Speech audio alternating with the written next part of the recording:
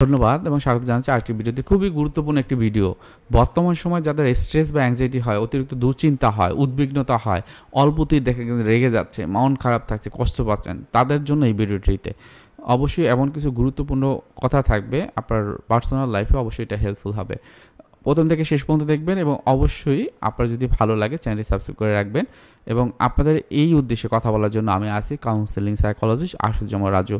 অনেক বছর ধরে আছি আপনাদের বিভিন্ন রকমের মানসিক স্বাস্থ্যের যত্নের ক্ষেত্রে। আমি আমার পার্সোনাল অভিজ্ঞতা, স্কিল বা দক্ষতার ভিত্তিতে যে সাইকোথেরাপি বা কাউন্সেলিং দেওয়ার জন্য, এবং সেখান থেকে আপনাদের কাছ থেকে বেশ কিছু তথ্য পাই। অনেক সময় আপনারা ফিডব্যাক দেন কাউন্সেলিংয়ের পরে। এই অভিজ্ঞতাগুলোই কিন্তু আমার এই যে ভিডিওর একটা রিফ্লেকশন, ভিডিওর মাধ্যমে বলার চেষ্টা করি। খুব ভালো লাগে, এনজয় করি আপনাদের সাথে এই ধরনের যে ইনফরমেশনগুলো শেয়ার করতে। এখন অনেকেই আছে যে সবাইকে খুশি করতে চায়, এবং এই পৃথিবীতে সবাইকে কখনো খুশি করে রাখা যায় না, সম্ভব না। এটা আপনাকে অবশ্যই ব্রেনের ভিতরে ঢুকিয়ে রাখতে হবে। আপনি যদি মা বাবা, ভাই, অথবা আমার ভাবি, অথবা আমার বোন, এদেরকে আমি খুশি রাখবো, সেটা সম্ভব হবে না। আপনার খুশি রাখতে হবে প্রথমে হলো আপনাকে, আপনার নিজেকে। আপনি যদি প্লিজ পিপল এটা যদি থাকে, তাহলে প্লিজ আপনি অন্যদের করতে পারবেন না। আগে প্লিজ করতে হবে আপনার নিজেকে। এটা আমাদের ট্রানজেকশনাল অ্যানালাইসিস আছে, সেখানে বলা হয়েছে যে আমাদের বেশ কিছু ড্রাইভার থাকে, এর ভিতরে একটা হলো প্লিজ আদার। অর্থাৎ আমার লাইফের মিনিংটাই যেন আমি মেনে নেই যে অন্যকে আমাকে সন্তুষ্ট করার জন্য আমার জীবনটা তৈরি হয়েছে, তাদেরকে সন্তুষ্ট করাই আমার একমাত্র কাজ। এটা যদি হয় তাহলে কি হবে, অনেক সময় এটা আপনার আত্মসম্মানহীনতা এবং বিভিন্ন রকমের ভয়ের কারণ হবে। এরপর অনেক সময় সোশ্যাল অ্যাংজাইটি ডিসঅর্ডার, আপনারা জানেন যে নিজের না বলার ক্ষমতা কমে যায়। তখন কি হয়, সে সমাজে মানুষের সাথে মিশতে গেলে একটা তার ভিতরে অ্যাংজাইটি বা দুশ্চিন্তা কাজ করে, এবং সে কোনো সিদ্ধান্ত নিতে পারবে কি পারবে না সেটা নিয়ে কনফিউজ থাকে। বাইরে মানুষের সাথে মিশতে পারছে না, নিজের ভিতরে এরকম উদ্বিগ্নতা থাকছে। এরপর দেখা যায় একটা সময় বিষণ্ণতা তৈরি হয় যে এতদিন আমি এইভাবে ছিলাম, আমি এখন তো আগের থেকে ভালো আছি। তাহলে এটাও কিন্তু তার ভিতরে একটা বিষণ্ণতা তৈরি করে। মনে রাখবেন, সব সময় অন্যকে খুশি রাখতে গেলে নিজেকে অবহেলা করা হবে। আপনি নিজেকে অবহেলা করবেন না, নিজেকে শান্ত রাখবেন।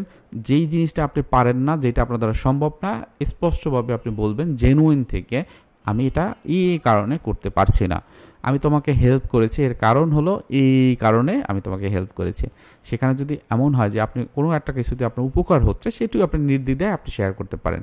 এটা হবে কি, আপনার জেনুইননেস, আপনার সত্যতা, আপনার অনেস্টি, এগুলো কিন্তু আপনার প্রকাশ করবে।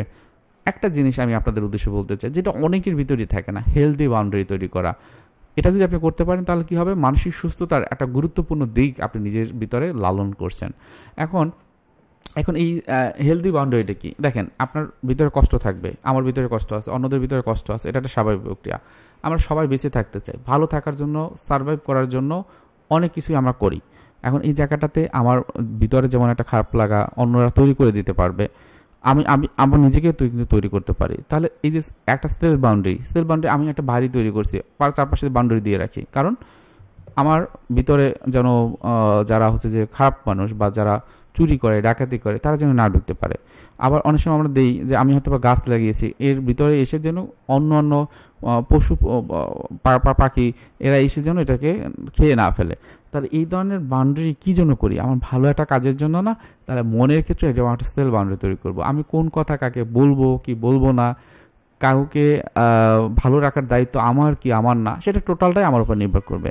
এবং সেক্ষেত্রে আগে আমি ভালো আছি কতটুকু, সেটা আমি আগে আইডেন্টিফাই করব।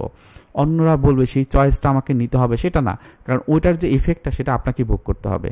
যেই মানুষগুলো বলে এটা করো ভালো হবে, ওটা করো খারাপ হবে, তারা সিদ্ধান্ত দিল, কিন্তু আমি যখন করব সেটা তার পার্সপেক্টিভে সে বলেছে, কিন্তু আমার পার্সপেক্টিভটা সে হয়তো বুঝতে পারেনি। তাহলে কি হবে, এটা আমার একটা মানসিক সমস্যার কিন্তু অন্যতম কারণ হতে পারে। মনে রাখবেন, কারোর ভিতরে যদি ট্রমা থাকে বা পিটিএসডি থাকে, আমার সেলফ বাউন্ডারিটা সেটা যদি হেলদি না হয়, আমি অন্যের সাথে কথা বলবো, সে আমাকে স্ট্রেস দিচ্ছে, তার সাথে কি কথা বলবো? নো, তার সাথে কথা বলার দরকার নেই, এটা বাউন্ডারি। আমি আগে আগে আমাকে ভালো রাখতে হবে, সেটা কিন্তু তৈরি করতে হবে। অনেক সময় ভালো মানুষ হওয়া মানে নিজের প্রয়োজন বোঝা। নিজের সম্পর্কে যত আপনি বুঝতে পারবেন, নিজেকে পরিচালনা করতে পারবেন, যখন আপনার নিজেরটা ভালো থাকলেন না, তখন আশেপাশের মানুষগুলোকে ভালো রাখতে পারবেন স্বাভাবিকভাবে। আমাদের লাইফে অনেক ব্যক্তি থাকেন যারা আমাদের জন্য খুবই গুরুত্বপূর্ণ, তাদের জন্য আমি করব, আগে আমি সেলফ কেয়ারটা নেব, সেলফ বাউন্ডারি তৈরি করব। আমার প্লিজ আদার যেন না থাকে, আমার প্লিজ যেটা করবো, অন্যকে আনন্দ রাখবো, সেটি আমি আমার নিজেকে আনন্দ রেখে তারপরে করব। আজকে ভিডিওটি এখানে রেখে দিচ্ছি, পরবর্তীতে এরকম ভিডিও আরও দেবো আশা করি। কারো কোনো প্রশ্ন থাকলে অবশ্যই কমেন্ট বক্সে জানাবেন। ধন্যবাদ।